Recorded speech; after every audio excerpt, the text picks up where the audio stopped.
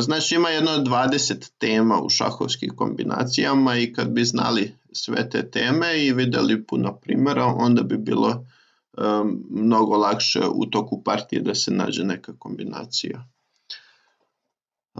Ova tema se zove uništavanje odbrane.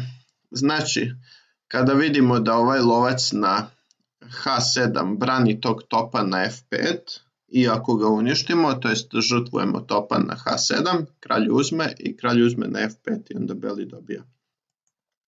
Znači ovako, top H7, kralj H7 i kralj F5 ode top i sad bi beli trebao da pobedi jer ima pijuna više, a taj pijun može da se istera, promoviše u kraljicu zato što beli je uhvatio opoziciju. To ćemo vežbati kada budemo došli do završnice. Ajde da vidimo ovaj drugi primjer. Crni skakač brani topa, ali mi ga uništimo, pojedemo, top G7, kralj G7 i onda kralj E6 i sada beli opet treba da dobije partiju, da pomeri kralja na D7 i promoviše pijuna u kraljicu. Idemo ovdje. Znači koja odbrana je crnog? Top na F8 brani crnog kralja. Znači ako bi pojeli se kraljicom tog topa, uništimo mu odbranu, a pošto kralj nije otvorio prozor i tamo ne stoji baš dobro na 8. redu, onda će da dobije i mat. Dama F8, kralj F8, top D8, mat. Lepa kombinacija. Ovdje vidimo skakač sa H6 brani polje F7, gdje bi beli mogao da skoči konj F7, da da šah šeh i da pojede kraljicu. Znači uništimo tog skakača. Top H6 i sada crni mora da pojede i onda skakač F7 šah i ode dama. Idemo dalje. Skakač sa G8 brani damu na F6. Ako bi izmenjali damu, dama F6, skakač F6 i onda ništa nismo uradili, ali imamo potez top G8, uništimo odbrambenu figuru, kralj G8 i onda dama F6 i ostali smo sa kraljicom više. Idemo dalje. Skakač sa G5, on brani pijuna na H7, ali kada bi beli uzeo još tog pijuna na H7, onda crni kralj ne bi mogao da priđe blizu, pa bi u sljedećem potezu se promovisali u kraljicu. Zato top G5, uništimo odbrambenu figuru, FG5 i sada GH7 i crni kralj ne može nikako da priđe na polje G8, a ne može ni na polje G7 i onda neizbežno ovaj pijun se pretvara u kraljicu. I to je jedna lepa kombinacija. Idemo dalje. Ovdje možemo da primetimo, ako dođemo topom sa 4. reda na G7, onda bi bio mat, ali skakač sa F5 brani polje G7 i onda to je odbrambena figura, znači treba da je uništimo.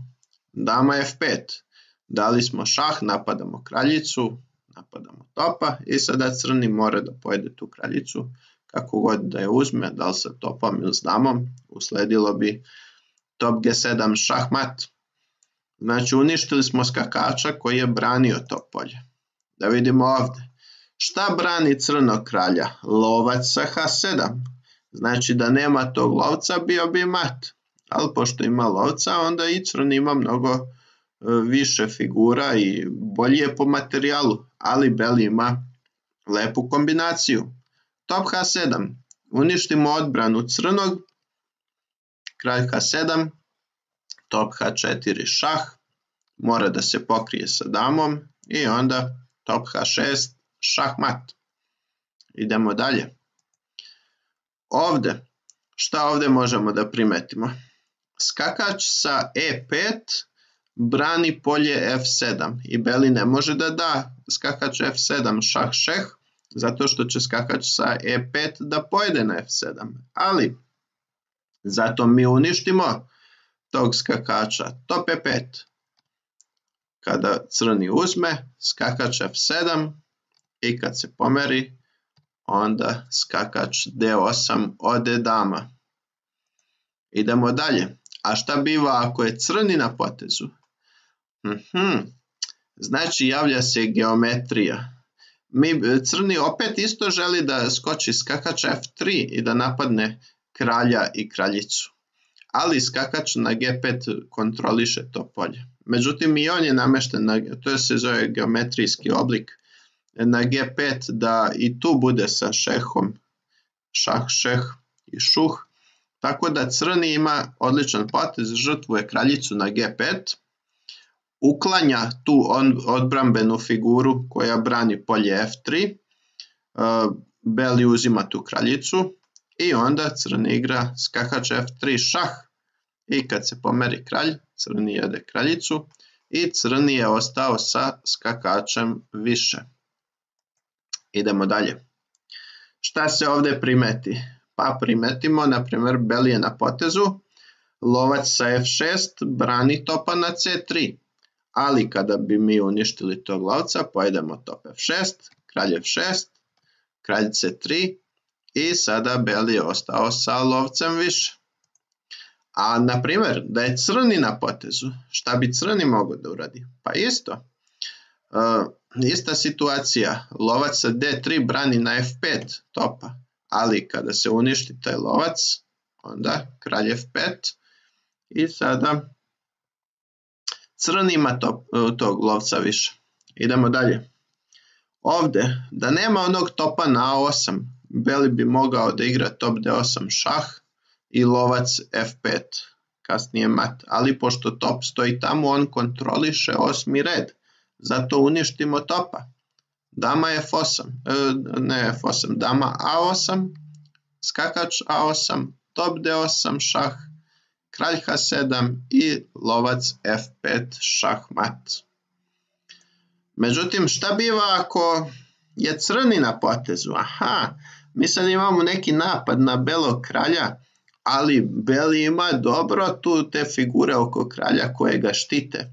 Međutim, sada možemo mi da uništimo neku od tih figura i da napravimo problem belom kralju. Skakač je tu odbrambena figura. Da nema skakača bilo bi, na primjer, dama H1 mat. Zato sklonimo skakača s table, top H2 odličan potez, žrtva topa, beli uzima, kralj H2, dama G1 šah, kralj H3 i onda dama H1 mat. Znači uništili smo odbranu belom kralju. Ovdje, u ovoj poziciji crnog kralja štiti top na F8. A mi imamo udvojene topove po D liniji i isto možemo jednog momenta da siđemo na osmi red.